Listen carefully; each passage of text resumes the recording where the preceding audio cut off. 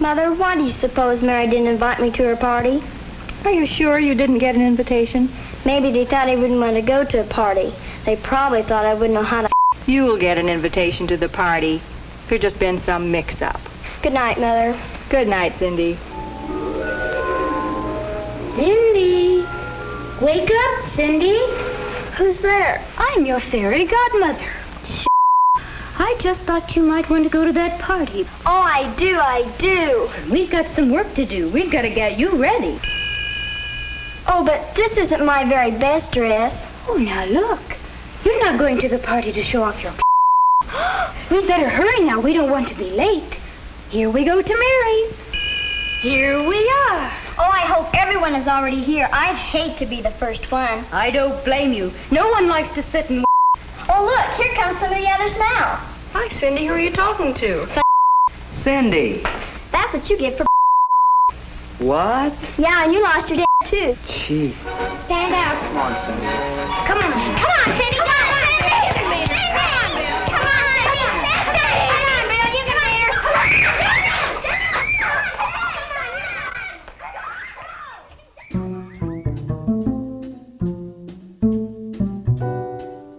So I was having a conversation with one of my girlfriends, and she was saying she'd been with her husband for 15 years now, and she couldn't remember how they got together. This week is all about relationships and the people in them.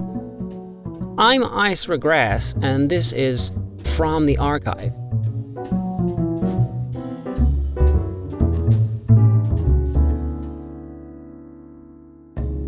In this first clip from 1958, we hear former child star Jean Colbert talking about meeting her fourth husband.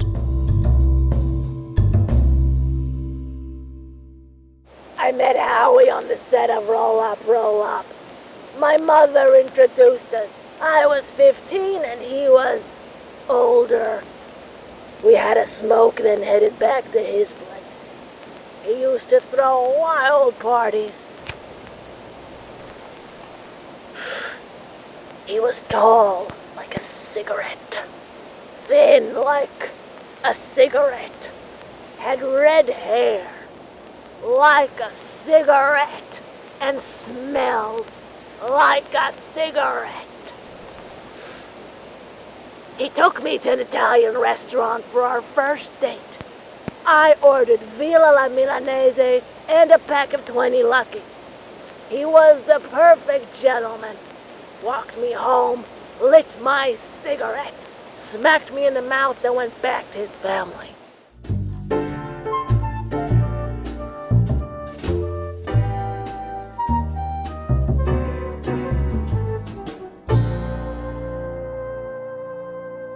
You know, the way Jean talks about Howie reminds me of a story one of my girlfriends was telling me about her grandma and grandpa. The next clip is from a 1955 public information broadcast reminding young men of the proper etiquette for approaching attractive ladies.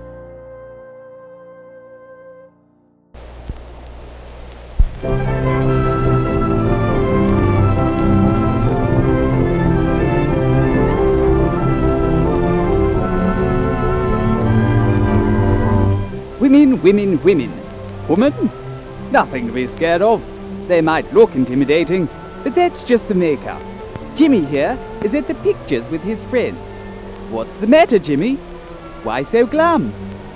I see. You've spotted a nice-looking lady, and you don't know what to do next. Firstly, let her know your intentions with a quick flash of your plums. Should she show any interest, then it's time for step 2. Assert your dominance. Violently attack another male patron. This will show her you mean business. Now you've really got her attention, it's time to approach. The walk is very important. Stretch one leg out and gently curl the other in an anti-clockwise fashion.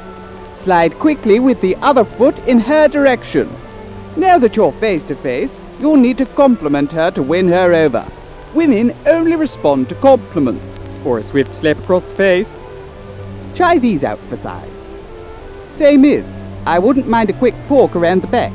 You game? Or Excuse me, are you a butcher? Because I'd like you to handle my meat. Or my father's favorite, don't scream, get in the car.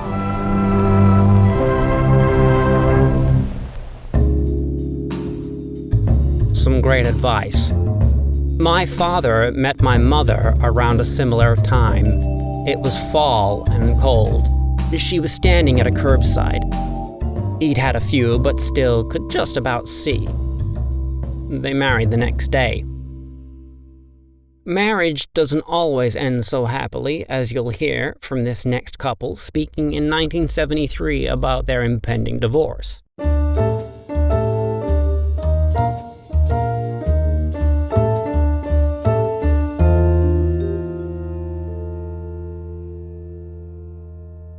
Well, you know, it's been brewing. She ain't what she used to be. Our friends were surprised we ain't already done it by now. Well, you've been going with Keith for the last 5 months. Yeah, how do you know about that? I found the Johnnies, didn't I? Tucked behind the kettle. I'm surprised you saw 'em. When was the last time you made me a cup of tea? Oh, here she goes. Shut up. You shut up. Of course, it's me that's got to have the kids. They came out your gaping hole. Shut up. Shut up. Shut up. Shut up. Shut up. Shut up. Shut up. Shut up. Shut up. I'll show you a tit if you make me a cuppa.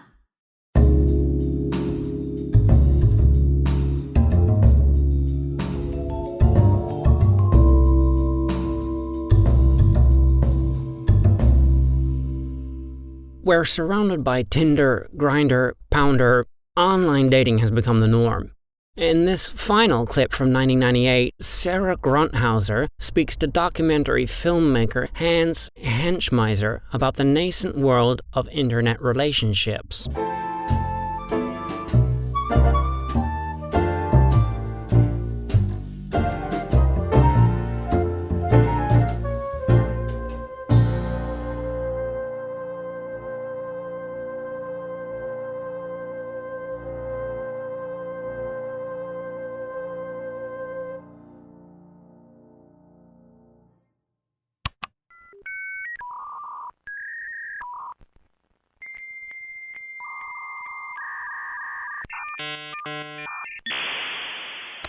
LOL stands for laugh out loud, BRB means be right back, and LFMTWIP means I can't remember. So, you double click here, and have you even ever used Messenger before? No? Ugh. Double click here, enter a name. I think I'll call you Weird Perv Man. How old are you? I'll go with 64. Weird Perv Man 64. Then when it's loaded, you can see like all the boys there. So like he's cute, right click him, you get sucked into the computer. I can't show you right now, it's amazing. Jenny did it and she said it was like so hot. But she's still stuck in there with that 45-year-old Romanian man she was talking to. I met this guy online once, he was like Russian and he flew me up to Munich and gave me like 10 diamond cars. And he said I was the hottest girl in East Germany. He bought me this huge house and like all the people, like citizens there or whatever, were applauding me. So we had like loads of butlers and I think like 12 swimming pools, and one of them was in the shape of Mikhail Gorbachev's birthmark and the other like a unicorn dolphin or something. Every night the butlers would make me a whole spit roast and the news crews would come and film me because I can fit a whole cooked pig in my mouth. I don't want to do it right now because I've already eaten, but like I can open my mouth really wide.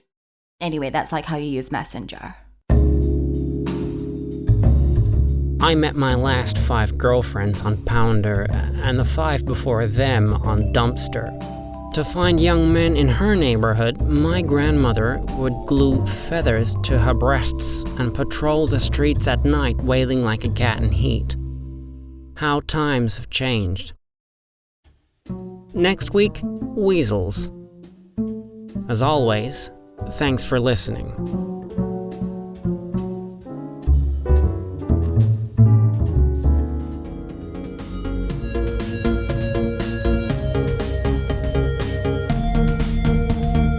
Burnt Toast presents From the Archive, featuring Nathan Peter Grassi as Isra, Ida Berglow Kennaway as Jean, Craig Brown as Roger and the Public Information Voice, and Jess Lloyd-Jones as Kath and Sarah.